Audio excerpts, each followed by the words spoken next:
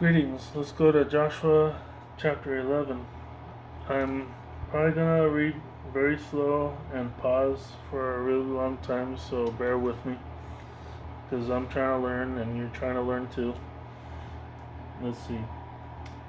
Joshua chapter 11. When Jabin, the king of Hazor, heard of this, he sent to Jeroboam, king of Madon, and to the kings of Shimron and Ashap, and to the kings who were in the north, in the hill country, and in the Arabah south of Chinroth, and in the lowland, and in the heights of Dor on the west.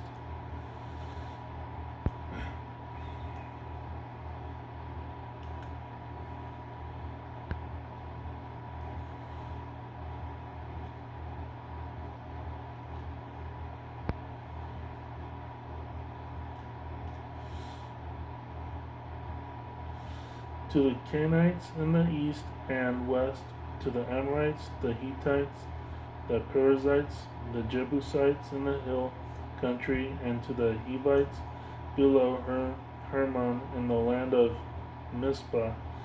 And they went out with all their hosts, much people, like the sand on the seashore in number,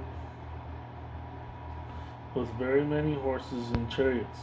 That's a lot of people going to war with them. They're going to war with the Israelites with as many people as the sand on the beach. That's a lot of people. And all these kings met and came and encamped together at the waters of Merom to fight against Israel.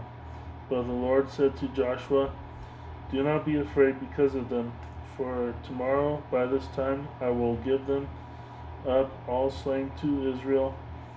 You shall hamstring their horses and burn their chariots with fire." I guess that's a way to slow them down. Verse 7. So Joshua and all the people of war with him came against them suddenly by the waters of Merom and fell upon them. And the Lord gave them into the hand of Israel, who smote them and chased them toward Populus, Sidon, and Misrephoth Maim, and eastward as far as the valley of Mizpah. They smote them until none remained. And Joshua did to them as the Lord had commanded him. He hamstrung their horses and burned their chariots with fire. And Joshua at that time turned back and took Hazor and smote its king with the sword. For Hazor previously was the head of all those kingdoms. So without a leader, people get confused. Verse 11. They smote all the people in it with the sword, utterly destroying them. None were left alive, and he burned Hazor with fire. And Joshua took all the cities of those kings and all the kings and smote them with the sword, utterly destroying them, as Moses the servant of the Lord commanded.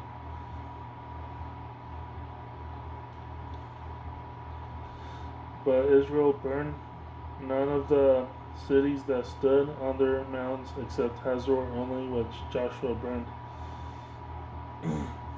And all the spoil of these cities and the livestock the Israelites took for their booty, in other words, possessions, for food, milk, animal hides, whatever you can put your imagination to it.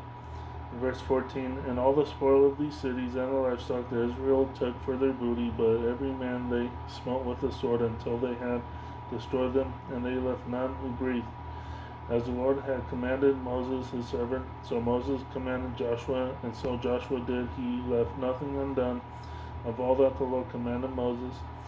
So Joshua took all that land, the hill country, all the south, all the land of Goshen, the lowland. So Joshua took all that land, the hill country, all the south, all the land of Goshen, the lowland, the Arabah plain, the hill country of Israel, and its lowland.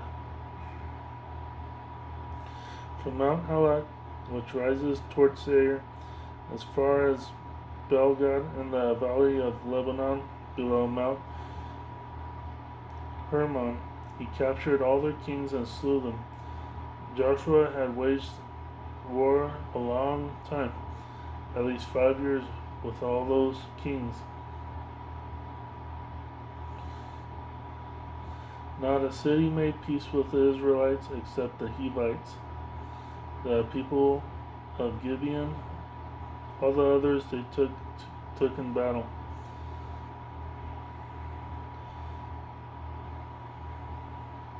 For it was not a city, verse 19, not a city made peace with the Israelites, except the Hivites, the people of Gibeon. All the others they took in battle.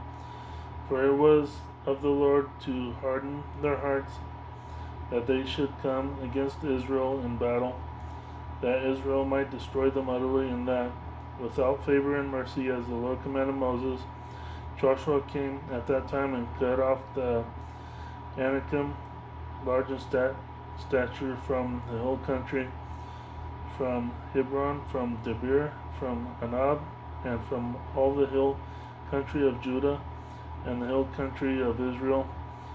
Joshua destroyed them utterly with their cities. None of the Anakim were left in the land of the Israelites, only in Gaza, Gath, and Ashdod. None of the Anakim were left in the land of the Israelites, only in Gaza, Gath, and Ashdod.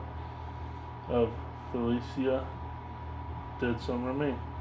So Joshua took the whole land according to all that the Lord had spoken to Moses, and Joshua gave it for an inheritance to Israel according to their allotments by tribes, and the land had rest from war.